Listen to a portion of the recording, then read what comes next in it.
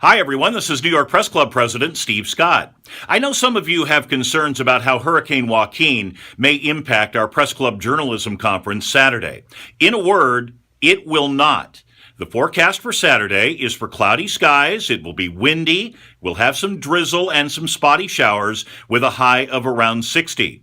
The hurricane and whatever it brings to our area won't arrive until Sunday into Monday. The hurricane will not impact our Press Club Journalism Conference. It may not be a perfect day, but don't let the weather scare you away. We have a great event planned for Saturday, and I hope to see you there. Thank you.